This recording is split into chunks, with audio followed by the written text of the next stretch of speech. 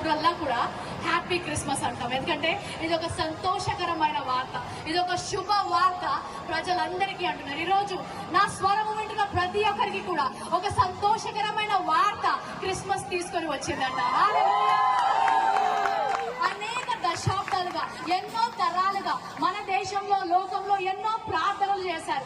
మన దగ్గర కూడా మనందరికీ తెలిసిన ఉపనిషత్తులోంచి అసతోమ సద్గమయ, తమసోమ జ్యోతిర్గమయ, మృత్యోమ అమృతంగమయ, ఓం శాంతి శాంతి శాంతి అని ఎన్నో దశాబ్దాలు పండితులు, వేద పండితులు ఎన్నో ప్రార్థనలు చేశారు. అంటే అసతోమ సద్గమయ,